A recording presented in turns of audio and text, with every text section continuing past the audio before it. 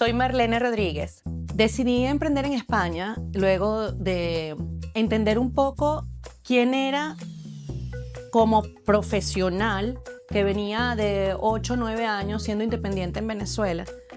Y aunque en principio en mis planes no estaba abrir un negocio, mi primer objetivo era de hecho conseguir un trabajo y volverme a emplear en una empresa.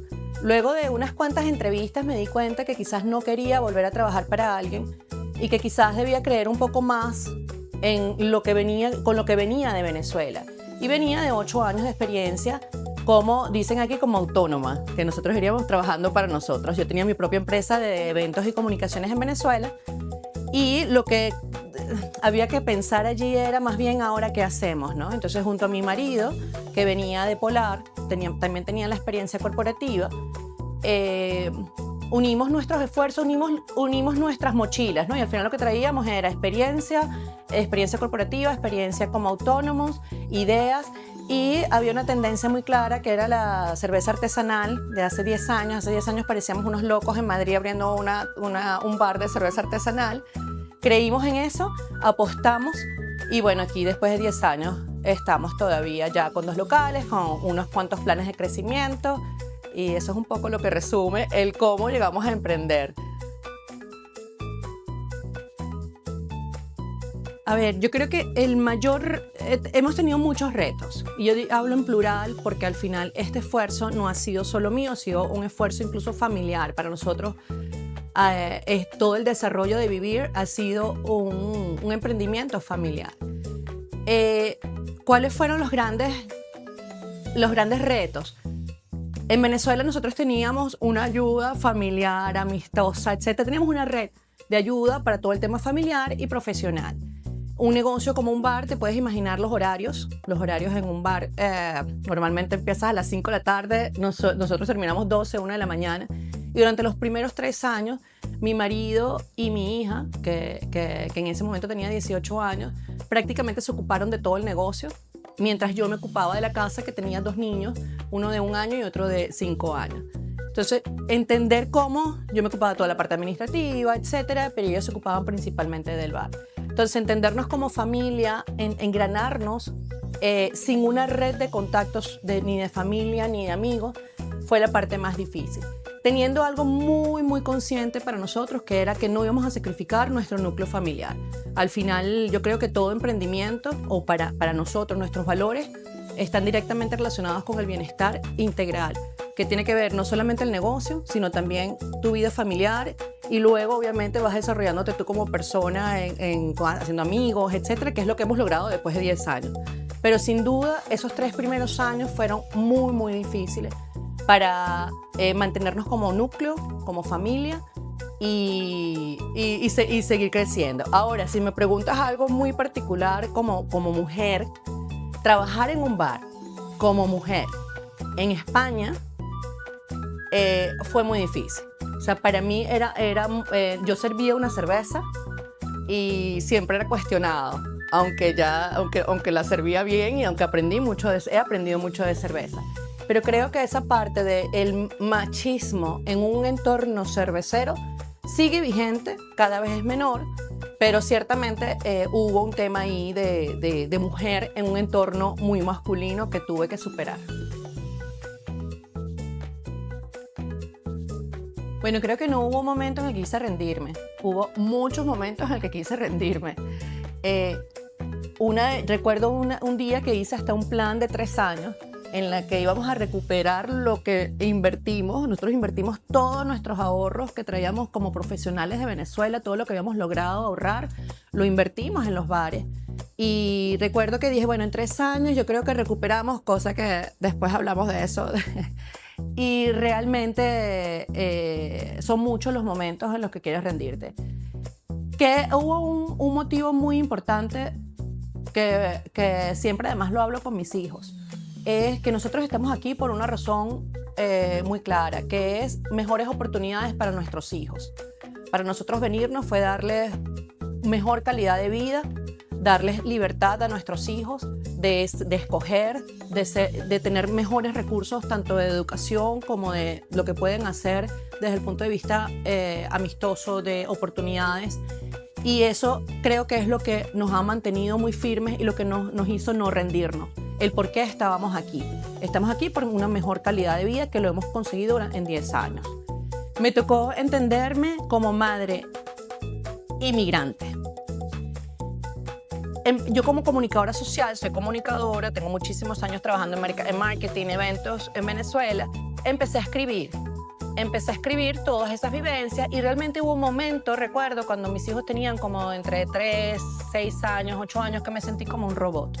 O sea, yo sentía que yo me levantaba, llevaba a esos niños al colegio, los llevaba en metro, cosa que en Venezuela era imposible, pero aquí yo me levantaba con esos dos niñitos, me iba para la calle, si hacía frío había que envolverlos en una bufanda, con bufandas, etcétera, y esos niños salían a la calle y ese esfuerzo mecánico, rutinario, me hizo sentirme un momento que dije, yo soy un robot.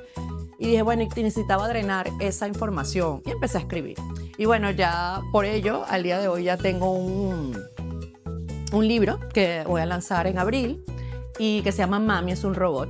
Y que habla un poco con un tono muy proactivo, muy humorístico, algo de entendernos de una forma inteligente y no de lamentarnos como madres. Más bien es cómo nosotros salimos adelante con humor y mucha empatía, ¿no?, hacia las otras madres. Porque aunque sea madre migrante, ya con mis amigas madres españolas, que tengo muchas, después de 10 años, creo que al final todas nos sentimos un poco robot cuando somos madres en algunos periodos de nuestra vida. Entonces, bueno, eso es un poco el cómo hemos ido evolucionando en 10 años en Madrid.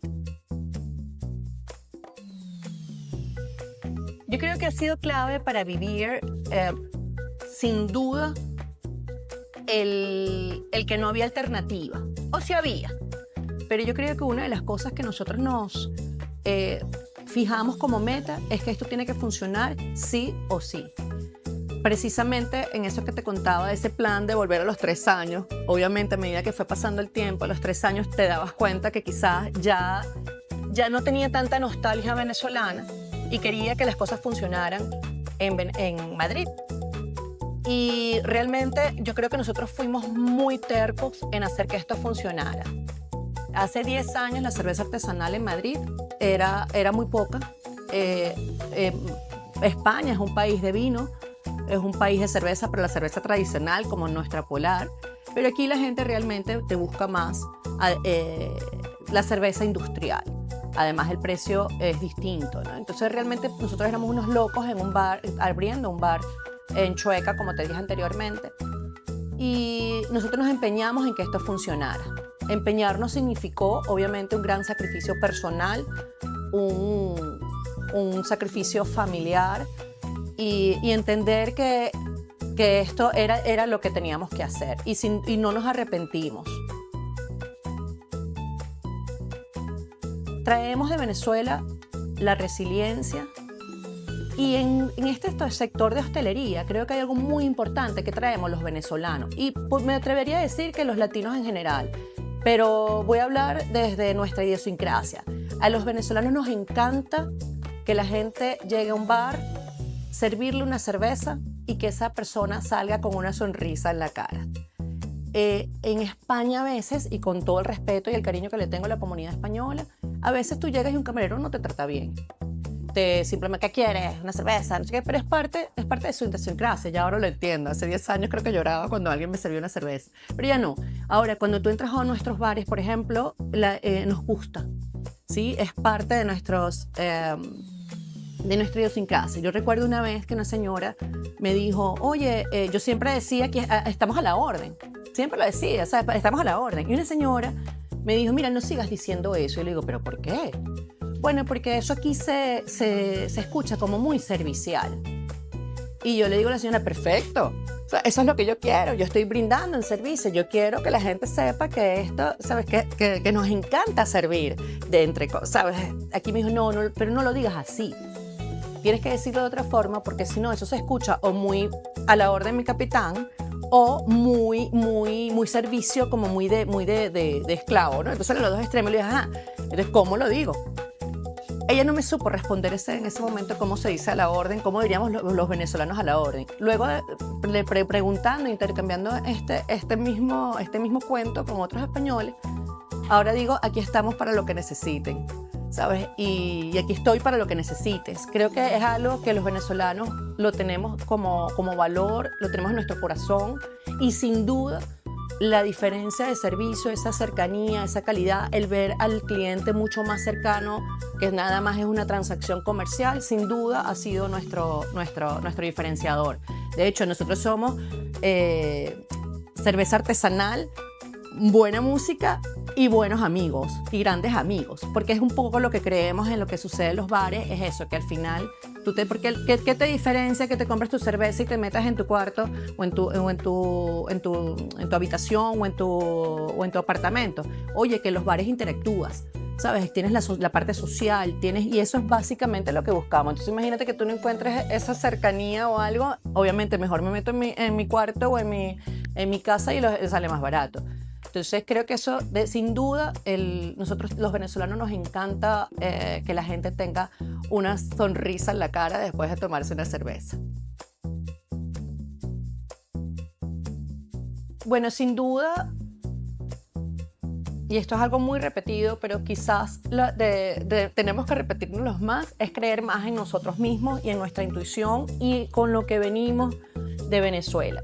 Sin duda, eso sería el primer consejo. Yo creo que pero también hay algo, y es estar dispuesto a entendernos en otras formas o en otros oficios mientras conseguimos lo que queremos. Hay algo muy importante que pasa aquí, o a mí me pasó, a nosotros nos ha pasado, es que los tiempos son distintos. Lo que nosotros hacemos en Venezuela probablemente nos cueste. O sea, el esfuerzo que nosotros hacemos en Venezuela nos genera resultados más inmediatos, tanto económicos como emocionales, etc. Aquí, lo que tú puedes trabajar en 3 años, quizás en Venezuela los resultados pueden duplicarse. Aquí tienes que estar dispuesto a entender que los días son más largos, que el tiempo de respuesta es distinto, que el retorno es distinto. Y yo creo que ese es el mayor esfuerzo, la paciencia sería. Obviamente, confiar en tu intuición, obviamente entenderte, no alimentar el famoso síndrome del impostor, confiar, obviamente la resiliencia, estar dispuesto a hacer otras cosas que quizás nunca te planteaste en Venezuela, y entender que la paciencia es tu mejor amigo. Un saludo para Venezuela Virtual, la app de Código Venezuela.